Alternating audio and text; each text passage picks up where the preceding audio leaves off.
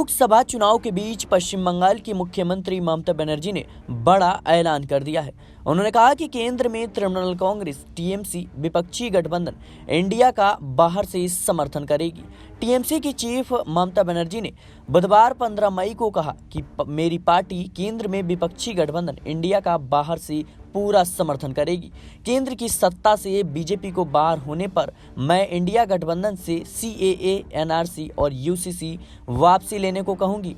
उन्होंने नागरिकता संशोधन अधिनियम यानी सीएए को रद्द करने की कसम खाते हुए कहा कि राष्ट्रीय नागरिक रजिस्टर यानी एनआरसी और समान नागरिक संहिता यानी यूसीसी के कार्यान्वयन में रोक दिया जाएगा।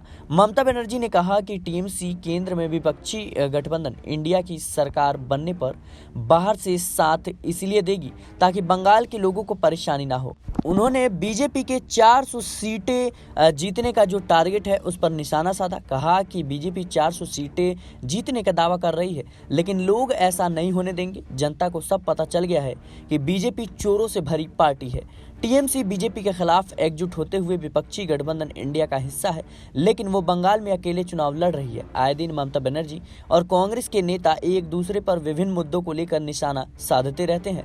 ममता बनर्जी ने मंगलवार 14 मई को ही आरोप लगाया था कि कोलकाता हाई कोर्ट के हाल ही में 25,753 शिक्षण और गैर शिक्षण कर्मचारियों की नियुक्तियों को रद्द करना सीपीआईएम, कांग्रेस और बीजेपी की रची गई संयुक्त साजिश का नतीजा है। बता दें कि जिस तरीके से अब ममता बनर्जी पश्चिम बंगाल में अकेले चुनाव लड़ने का ऐलान कर चुकी हैं, ऐसे में वो इंडिया गठबंधन के साथ तो हैं लेकिन साथ नहीं भी है, क्योंकि पश्चिम बंगाल में कांग्रेस को उन्होंने एक भी सीट नहीं दी। हालांकि जिस तरीके से अब इंडिया गठबंधन में हलचलें तेज हैं और ममता बनर्जी लगातार इंडिया गठबंधन की मुश्किलें बढ़ा रही हैं।